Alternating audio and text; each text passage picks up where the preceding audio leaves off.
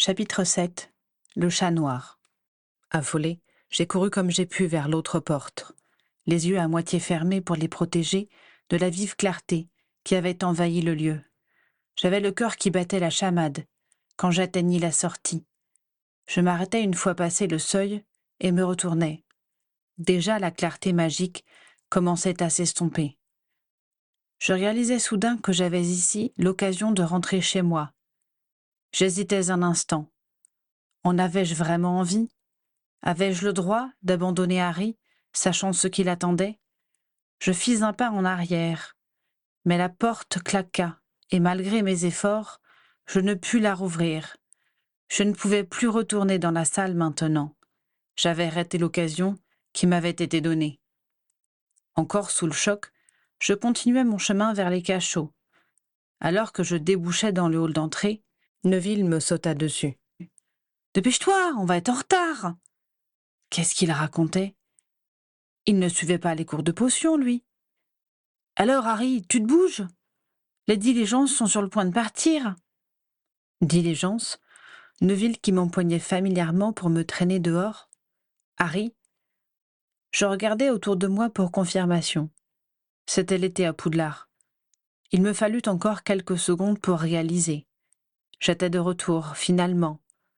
Je n'arrivais pas à déterminer si j'en étais heureux ou pas. Heureusement, Neville prit les choses en main et me traîna vers les calèches qui nous attendaient patiemment devant le château. Sans me laisser le temps de réagir, mon ami m'obligea à monter dans l'une d'elles. Je retirai machinalement ma robe d'uniforme et le pull que je portais en dessous, avant de me laisser tomber sur la banquette molletonnée. « T'as découché toute la nuit ou quoi ?» me demanda mon ami, une fois que nous fûmes installés. « Je ne t'ai pas vu ce matin. T'étais avec une fille ?» avança-t-il. Pour simplifier, je hochai la tête. « Bon, ça a dû être quelque chose alors », commenta-t-il avec envie. « T'as vraiment l'air d'avoir vécu l'expérience la plus ébouriffante de ta vie. »« C'est le cas, » répondis-je discrètement. « C'était Suzanne ?» demanda-t-il encore. « Suzanne ? Suzanne Bones ? Je ne lui avais parlé que 3 fois ces 2 derniers mois, là-bas. Mais ici, je sortais avec elle, et j'avais eu une intéressante expérience en sa compagnie dans un placard à balai. Il y avait longtemps pour moi. « Non, pas Suzanne, » répondis-je, résolu à la tenir en dehors de tout ça. « Toi alors ?» commenta Neville. Heureusement, 2 retardataires nous rejoignirent dans le véhicule et Neville se tut discrètement. Une fois après au lard, nous avons débarqué pour nous rendre à la gare. Je longeais la calèche et me trouvais nez à nez avec la créature la plus laide que j'ai jamais vue de ma vie. C'était une espèce de cheval famélique, ailé de surcroît. Je restai un moment figé, avant que Neville ne me tire par le bras en soupirant et ne m'entraîne vers le train qui s'ébranlait déjà quand nous y montâmes. Un sombral ? Cela ne pouvait être que cela. Mais depuis quand je voyais les sombrals, moi ? Je n'avais pas vu de canavre, non. Puis, je me rappelais la silhouette encagoulée et la baguette pointée vers moi. J'avais cru mourir à ce moment-là, ce qui expliquait sans doute que je puisse désormais voir ces funestes créatures.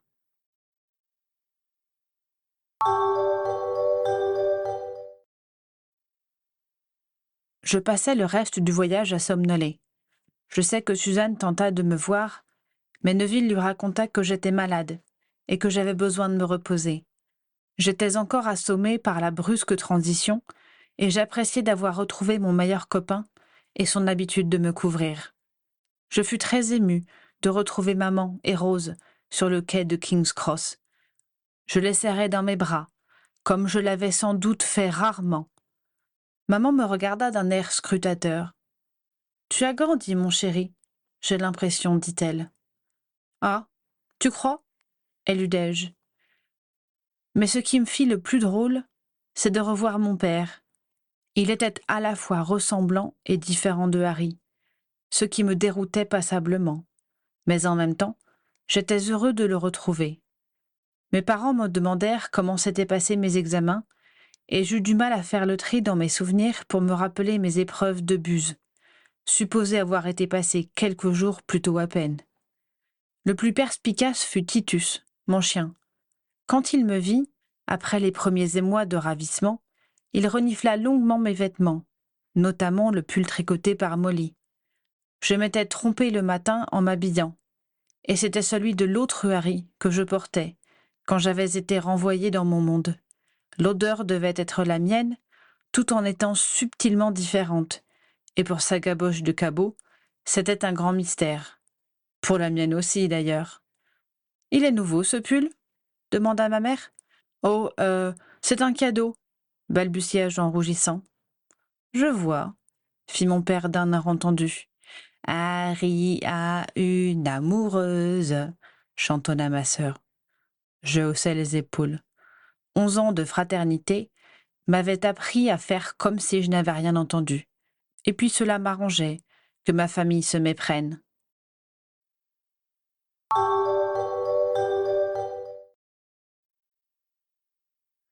Peu à peu, je repris mes marques.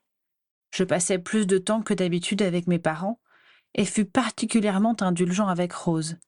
Cette petite peste en profita d'ailleurs honteusement. Mais j'avais du mal à faire comme si de rien n'était. Je m'inquiétais beaucoup pour Harry, Hermione, Ginny et Neville. Que se passait-il dans leur monde? Mon double allait-il réussir à éliminer le Seigneur des Ténèbres? À quel prix? L'idée de n'avoir aucun moyen de communiquer avec lui et a fortiori de l'aider me désolait. Mais ce n'était pas mon genre de passer mon temps à me lamenter sur ce qui ne pouvait être changé. Je ne l'avais pas fait dans l'autre monde, et je n'allais pas y succomber en rentrant chez moi. Comme là-bas, je décidai d'aller de l'avant et de tâcher de profiter de ce que mes expériences m'avaient révélé. C'est ainsi que, 2 semaines après mon retour, je frappai à la porte du cabinet de travail de mon père. « Je peux te parler, papa ?»« Bien sûr, Harry. Une petite pause me fera du bien, » m'accueillit-il avec un grand sourire. « Je viens te parler affaires. » Il haussa les sourcils, peu habitué à m'entendre si sérieux. Il me désigna un siège de la main et m'accorda toute son attention. « Je voudrais t'emprunter 1000 galions. » La déception qu'il ressentit fut nettement perceptible dans ses yeux marrons. Sans doute pensait-il que lui demander de l'argent était là ma conception des affaires. C'était un peu vexant, mais mon insouciance passée justifiait sans doute une telle méprise. « Puis-je te demander ce que tu veux en faire? Ou préfères-tu garder cela pour toi ?» s'enquit-il un peu froidement. « Je voudrais investir, » annonçai-je le cœur un peu battant, ayant l'impression de passer un examen particulièrement important. « Dans quoi ?» demanda-t-il plus chaleureux. « Je t'ai déjà parlé des jumeaux Weasley. »« Oui, souvent. Ils font des blagues avec toi à Poudlard, et ce sont eux qui ont retrouvé la carte. »« Exactement. Ils viennent de passer leurs aspics et envisagent de vendre leurs idées à des magasins existants. Mais je suis certain qu'ils préféraient avoir leur propre boutique. »« Je ne sais pas si c'est une bonne idée, » m'opposa très sérieusement mon père. « Il ne suffit pas d'une dizaine de produits amusants pour rentabiliser ce genre de commerce. Il ferait mieux de commencer à se faire connaître en se faisant vendre chez Onco. Moi, je pense qu'ils ont suffisamment de produits à mettre en vente dès maintenant, » lui assurai-je, heureux qu'il se donne la peine de me répondre sérieusement. « Et je ne compte pas tous ceux qui sont actuellement en phase de test et dont je ne t'ai pas encore parlé. Cette année, m'échauffai-je, ils ont inventé les pilules de gerbe et les nougats nés en sang.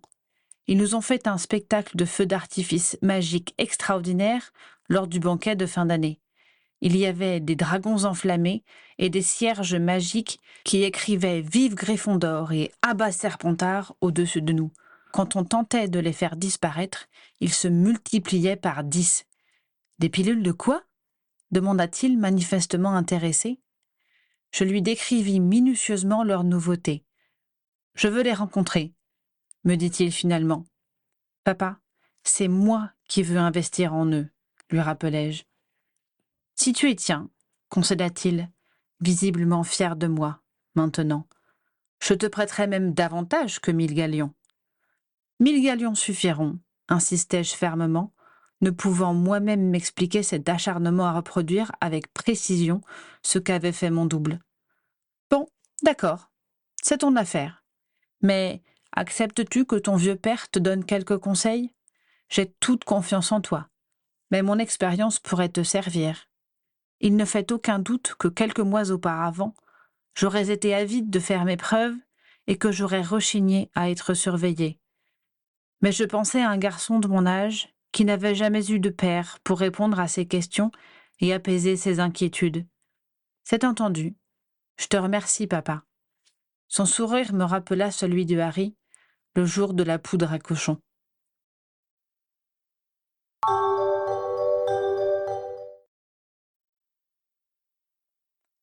Le lendemain, nous nous sommes rendus au terrier, après avoir envoyé un hibou annonçant notre venue. Je ne connaissais pas tellement Molly Weasley que je n'avais croisé qu'à King's Cross. Mais quand elle vint nous accueillir avec bonhomie, j'eus envie de la remercier d'avoir pris le temps de tricoter un pull pour un garçon perdu. Les jumeaux furent ravis de parler à mon père, car ils le vénéraient, depuis que je leur avais avoué qu'il était un des fameux maraudeurs de la carte. Quand j'expliquai aux jumeaux le but de notre visite, ils restèrent une bonne demi-minute sans pouvoir répondre. C'était bien la première fois que je les voyais sans voix. Cela valait bien mes 1000 galions. « Harry, finit par me dire George, nous ne pourrons jamais te remercier suffisamment pour ce que tu nous proposes. Faites rire les gens, c'est tout ce que je vous demande, leur répondis-je du fond du cœur. Ils reprirent contenance, puis Fred sauta sur ses pieds et bondit dans la cuisine. « Maman, on a un boulot, on va devenir riche !» Mais quand elle sut de quoi il retournait, Mrs. Weasley dit à mon père, « Sans vouloir vous enfoncer, Monsieur Potter, êtes-vous sûr que c'est une bonne idée de leur donner de l'argent pour leurs bêtises? J'en suis persuadée. Vous savez, j'ai été moi-même un spécialiste en bêtises, et je peux vous dire que ce que font vos fils est de la bêtise de première qualité.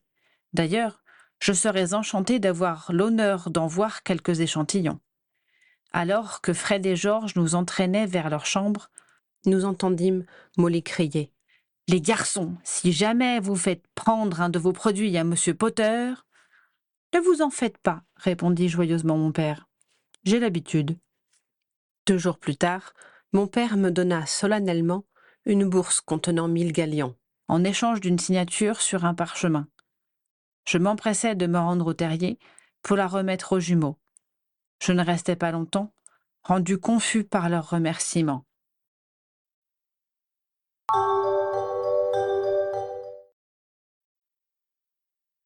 Le 31 juillet, on fêta en grande pompe mes 16 ans. Je retrouvai à cette occasion mes meilleurs amis, les jumeaux, Ginny, Neville. Mes parents avaient également invité mon parrain, Remus, et Peter. Je saluai froidement ce dernier et m'arrangeai ensuite pour ne pas avoir à lui parler. Même si rien ne prouvait qu'il ait trahi mes parents ici, je ne pouvais m'empêcher de me défier de lui. Tous ceux que j'avais rencontrés dans l'autre monde étaient semblables à ceux que je connaissais chez moi. Ce qu'ils avaient vécu les rendait parfois différents en apparence, mais leur personnalité profonde était la même. Même si Peter n'avait peut-être rien fait dans ce monde-ci, il n'en était pas moins capable de faire ce qu'il avait fait dans l'autre. Trahir ses meilleurs amis et assassiner un adolescent, par exemple. Je crois que je n'étais pas loin de le haïr. Malgré sa présence inopportune, la soirée se passa bien, et ce fut un bon moment. Retrouver Neville au meilleur de sa forme était un bonheur. Les jumeaux nous firent mourir de rire en nous décrivant leurs idées pour leurs prochains produits. La perspective d'avoir bientôt leur propre magasin ayant décuplé leur inventivité et leur audace. Ginny était resplendissante, et je compris l'attirance de mon double pour elle. Je me demandais un instant si ce n'était pas lui qui m'avait montré la voie, finalement. Puis je constatai que Neville semblait très sensible à la grâce de notre ami, sans que je ne ressente la moindre jalousie. Mais non, je n'étais pas l'autre Harry, et aucune des 2 Ginny n'était pour moi.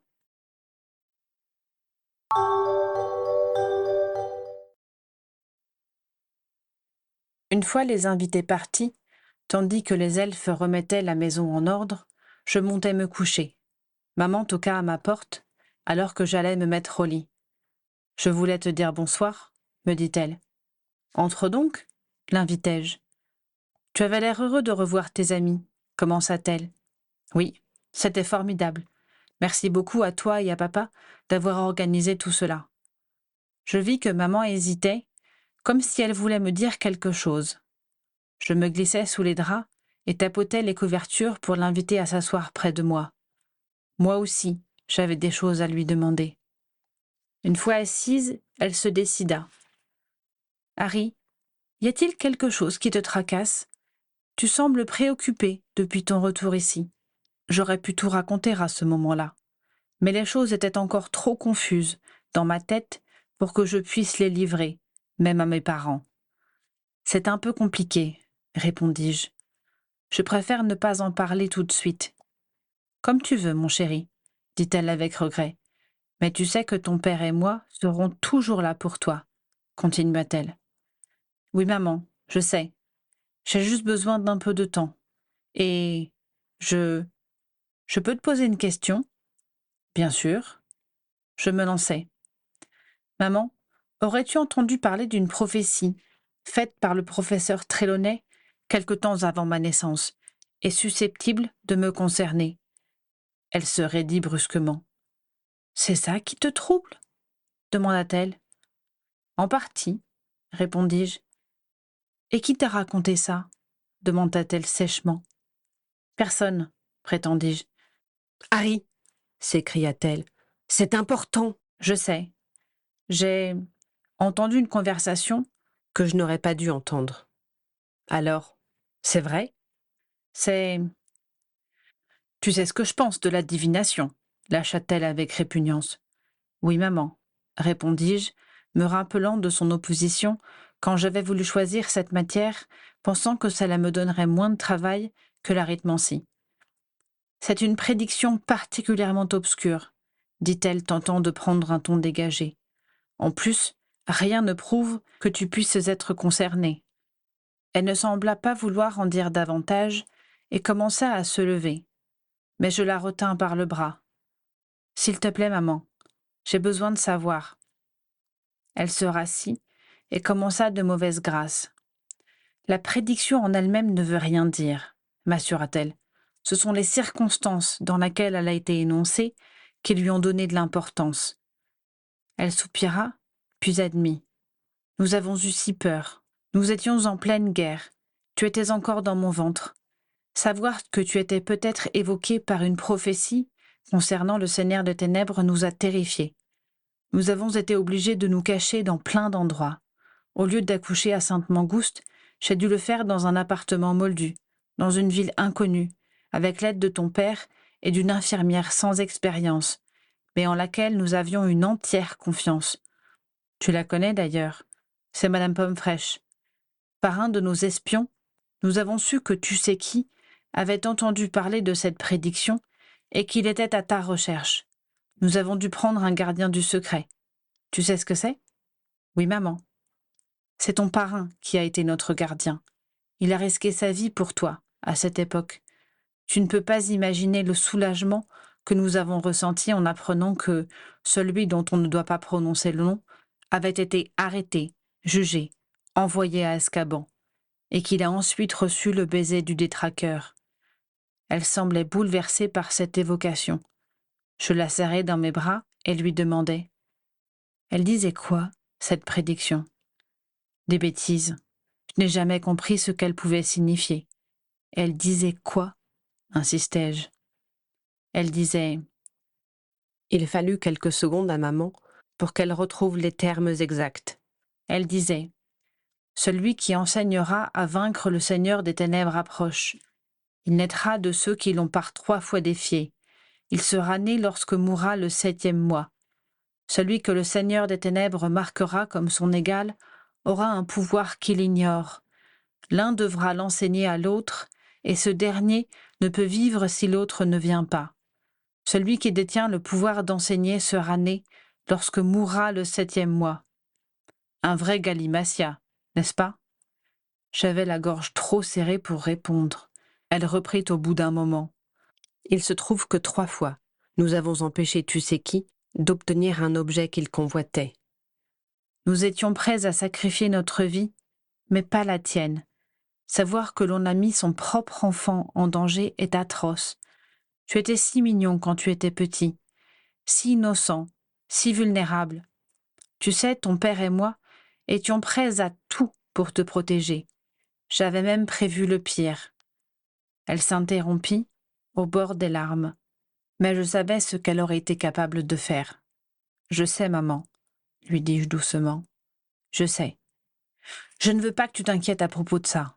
Le Seigneur des Ténèbres est inoffensif maintenant, et tu ne risques plus rien, » m'assura-t-elle avec force. Je la serrai très fort contre moi, puis je m'allongeai complètement, lui tournant le dos, feignant d'avoir sommeil. Je ne voulais pas qu'elle me voie pleurer.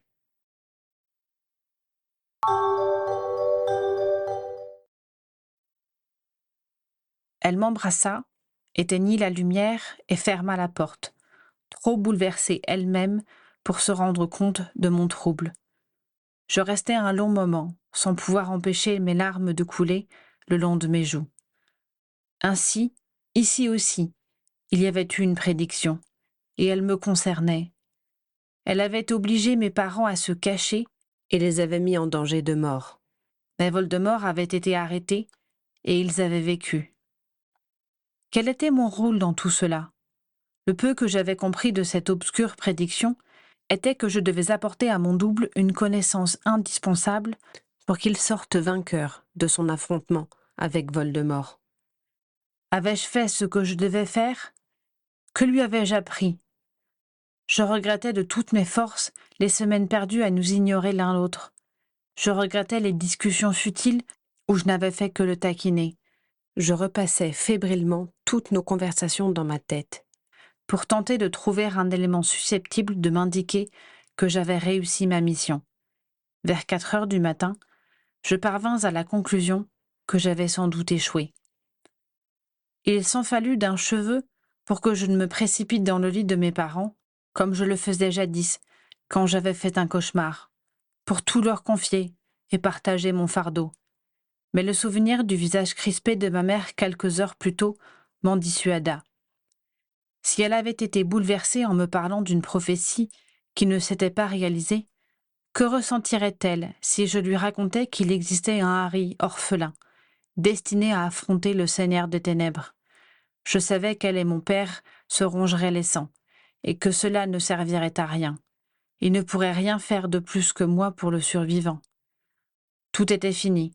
J'étais ici, sans possibilité de repartir. Mais je ne pouvais pas tout oublier pour autant, et certaines questions me taraudaient. Comment Voldemort avait-il été arrêté ? Pourquoi n'était-il pas venu tuer mes parents ce 31 octobre 1981 ? Je décidai d'en parler à mon parrain.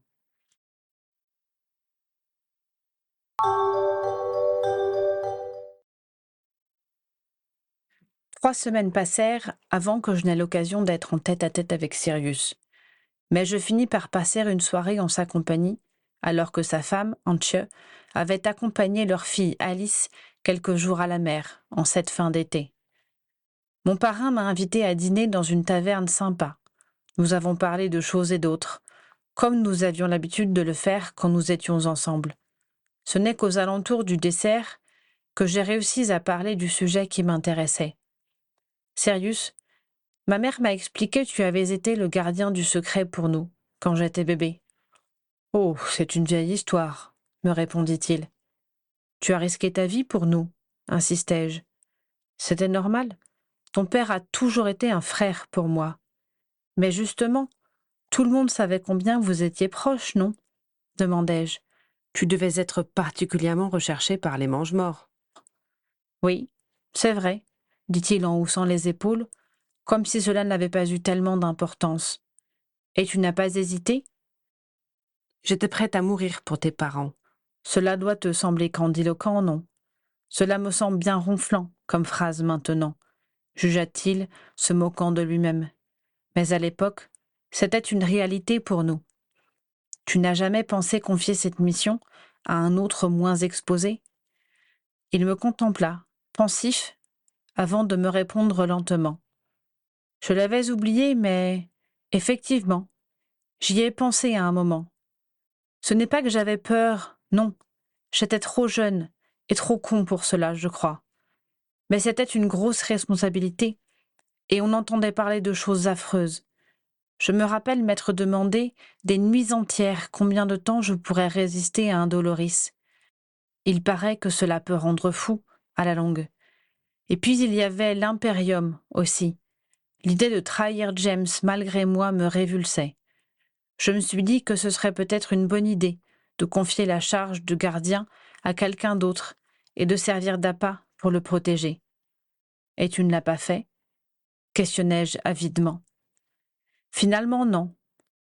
J'avais prévu d'aller voir Peter et de lui proposer de devenir le gardien de tes parents à ma place, mais alors que je m'apprêtais à aller le voir, j'ai reçu la visite de Folleuil. Enfin, je veux dire Alastor Maugrey. C'était un aurore, un des meilleurs. On l'appelait comme ça, car il avait un œil magique qui tournait en permanence. C'était vraiment un drôle de bonhomme. Il était tout retourné quand il a débarqué chez moi, car il avait croisé un chat noir en chemin. Il m'a adjuré de ne rien entreprendre d'important dans les jours à venir. C'est qu'il était aussi superstitieux que paranoïaque, ce cher Maugrey. Sirius me regarda par en dessous, en se grattant la tête, comme embarrassé. « Tu vas trouver cela idiot, » continua-t-il, mais il avait réussi à me foutre les jetons avec son histoire de chat. J'ai du mal à croire aujourd'hui que j'ai pu me laisser impressionner pour une raison aussi stupide. Mais j'ai décidé d'attendre un peu avant d'aller voir Peter. Moins de 10 jours plus tard, la question ne se posait plus.